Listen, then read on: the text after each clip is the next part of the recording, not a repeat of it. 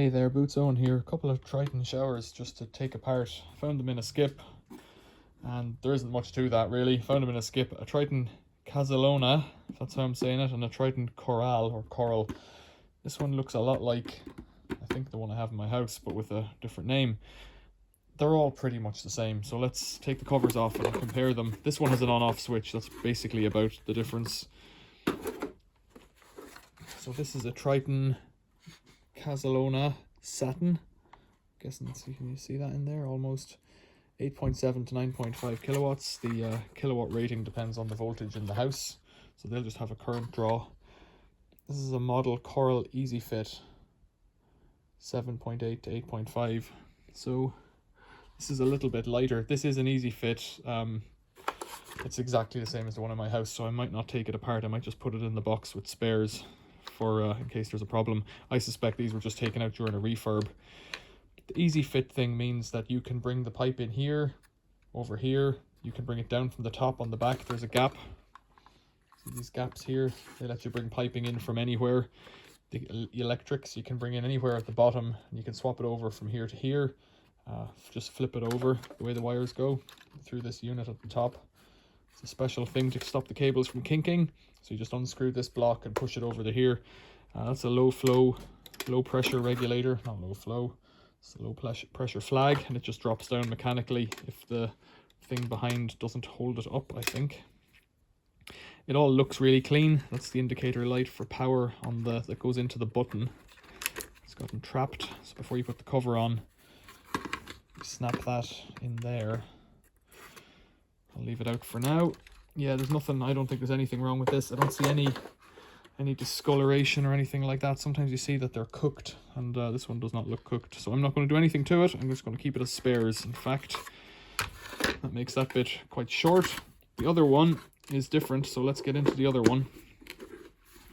I don't have the screws for it, and I don't have the bottom. There should be a plastic cover that goes around the bottom, but when people are ripping these out doing refurbs, they just trash everything. And that's what we're up against. So, Caselona, we haven't done you before. The bracket at the bottom here where it goes on is broken off. That's the shower outlet, but the inlet is also broken off. So we're not much good on this one. That's a solenoid valve where it lets the water in at the start. This is a flow regulator, so it lets the water through at, regardless of the pressure on this side, it regulates the flow and lets a certain amount of water in. If you let a lot of water in, the shower's colder. If you let a little water in, it has more time to heat up that water, so it gets hotter.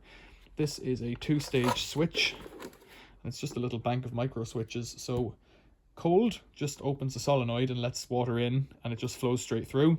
1 lets one element on, 2 lets 2 elements on, or turns on 2 elements, and the elements are going down here at the top. Easy peasy. Let's do some unscrewing.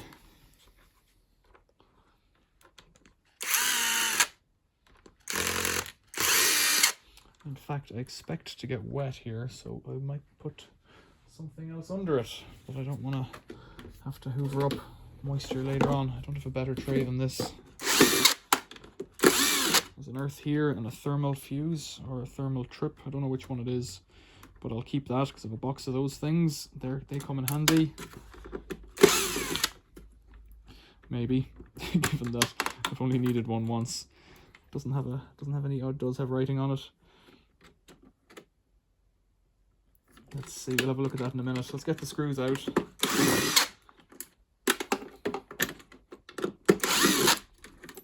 There's a rusty screw there. Need a longer reach on this.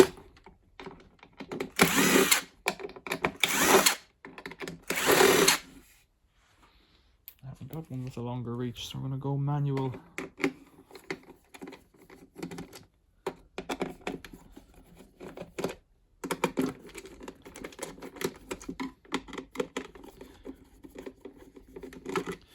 So with Triton and Myra, it seems to me that most of these parts are interchangeable. I don't know, like within Triton 2 Myra, but certainly within Triton, and most of the showers I see tend to be Triton for some reason.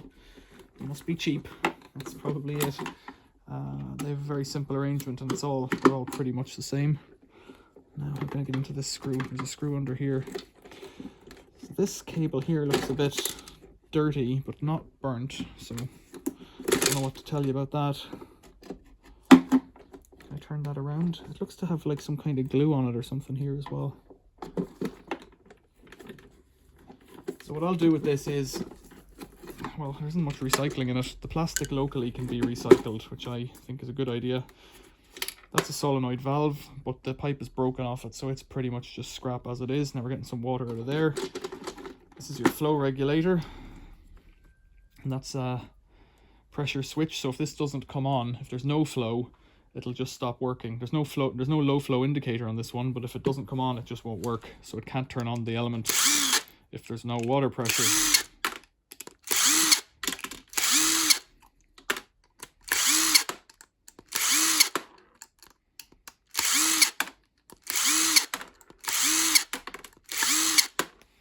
Let's have a look in here. Whoops, that's the spring, so the water has to fight that diaphragm through this little hole to turn on that fellow. What's in here? This is the, it's like an auger. Yeah, there it is. So there's a big coarse screw, and then this fellow here, and this is just a plug, and the more of it that's in, the less water that flows through. It's quite simple, really. Quite straightforward. Pull this guy out. Yep, that's all it is. It's just that screw, this little hole here, and this screw, and that's it. Regulates your flow. The rest is plastic. This guy's all plastic. That's just your switch cam. So depending on which of these is high and low, it turns on and off the micro switches, which we'll see next.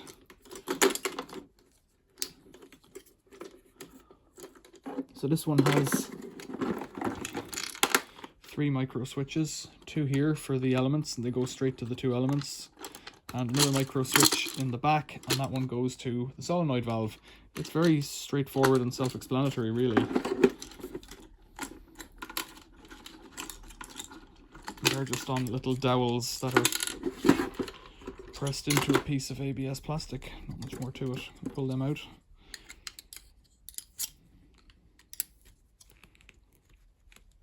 Not really, they're pretty well banged in there.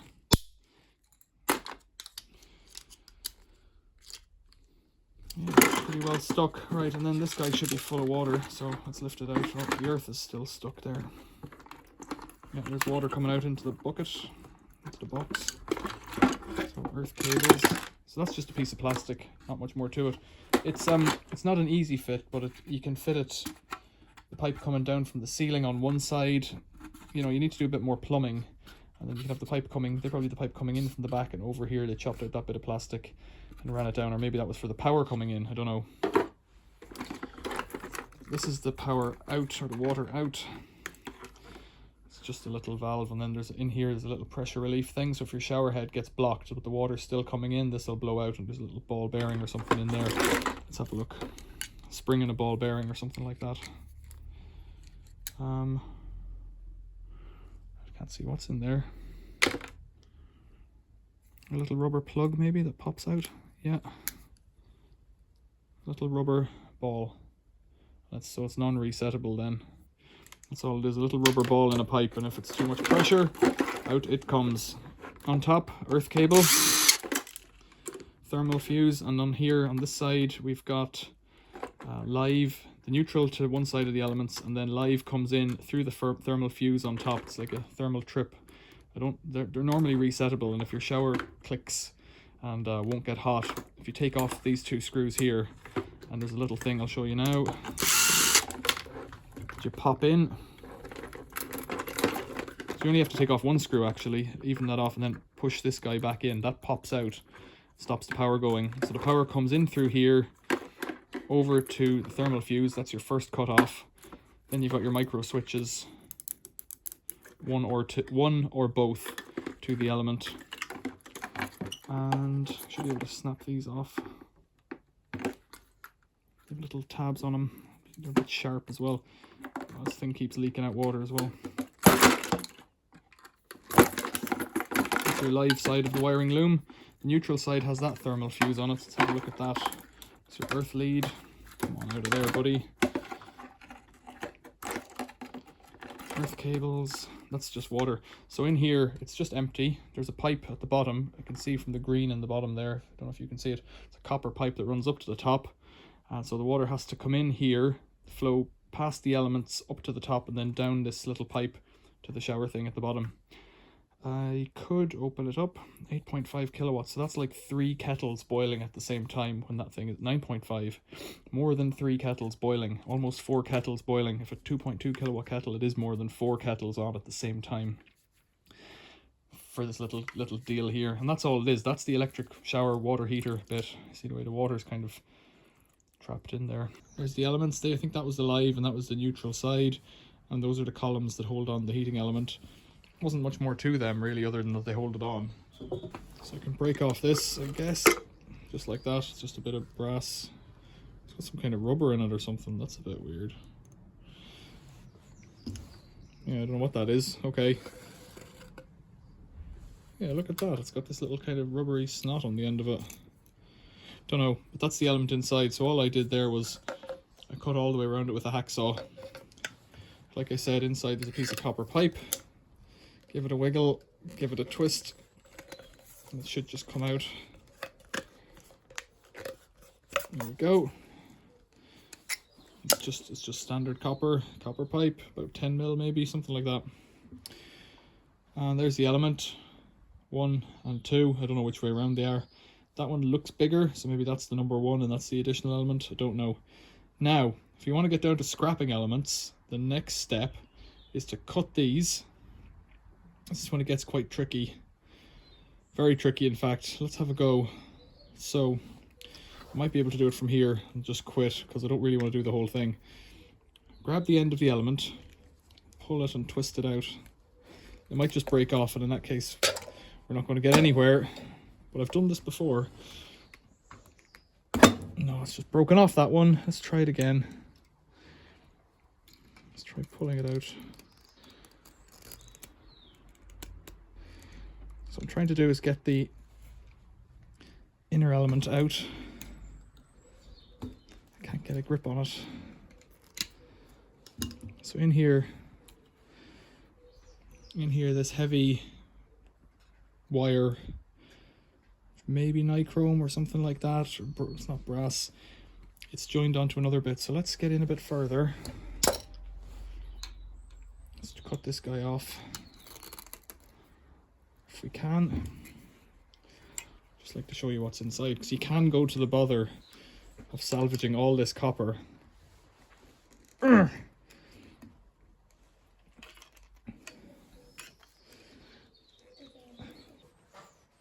Right, there we go. That's what I wanted. So I've cut them and then broken them, but the wire inside is still intact. So a bit of wiggling. No, I've broken the wire on that side. This one seems to have fat wires running through it. There's other ones that have twisted pairs of thinner wire, and with them you can break out the element from within. Let's just try cutting it further down. Yeah, I think that's where it is. So let's try it on this piece, if we can.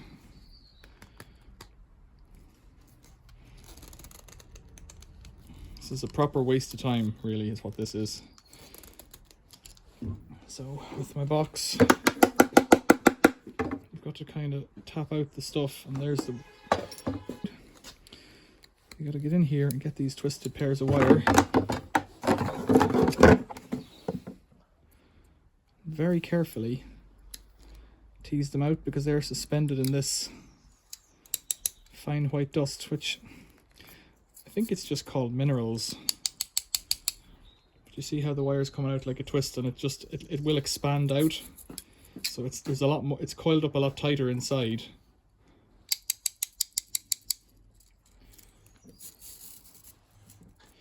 And I think typically on the straight runs it comes out quite easily.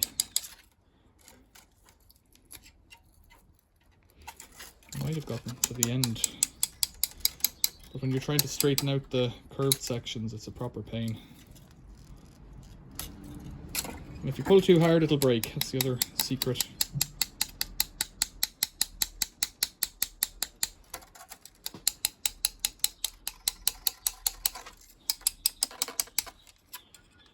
So crushing it might also help if I don't think I have the energy or the strength to crush that. I think I've gotten to the point where it's married onto that. So I think here, if I could cut it here.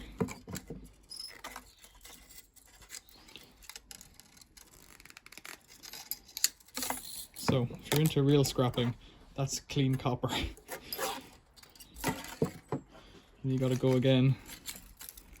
I think what's happened is I've gotten to the end here where it's got the fat wire in it and it just won't come out. So there. If you really want to get your hands on some copper, and you've got loads of patience. I think you get the picture. You could do that all day and you'll end up with a tiny amount of copper that's not worth the hassle. That's the long and the short of it. If you could cut the top off as well, that's a more substantial piece. But there really isn't much more to it. Right, so what more is there for me to say? I've told you how that works. There's a part code on that. Let's take that off actually. That goes in my box of bits too. Ah, snappy, snappy. Did I cut myself? No. That goes in my box of bits. And there's the neon light that goes at the front.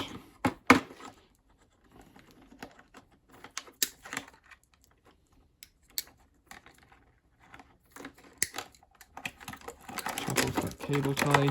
Micro switches are always handy, especially when they're the ones like that with the spade connector on them. The other ones I think are welded on. I'll show you. So this is the one for the solenoid, and it has a spade connector. So I'll keep that. That's a spade connector.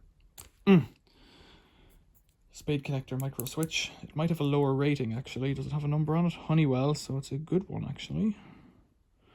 But I know there is a rating here. My eyes won't see that. See them better on the screen. 22 amps, is that right? Could be. That's quite the switch if it is. And these are Honeywell's as well. What are these? Can't see that. Something 4 amps, 2x 4 amps. It's like 8 amps. Doesn't sound right. I've damaged the end of that. But they're welded on, so they're not as handy. But I guess like you've got your wires on them, so you could just fit onto them if you're doing projects and that kind of thing. 2 of them. Little Honeywells. So they're good switches.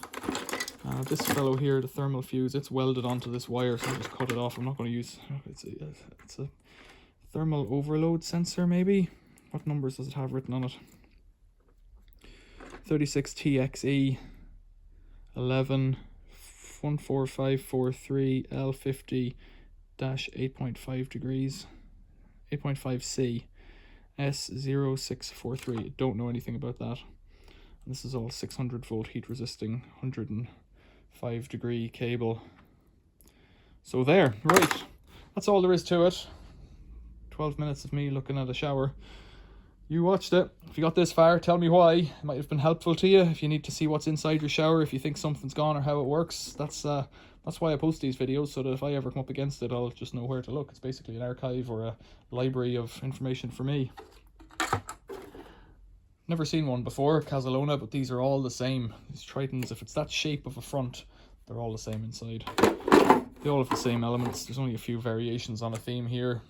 Depends on how the plastic clicks together and stuff. Questions or comments, leave them below. Thanks for watching. See you later.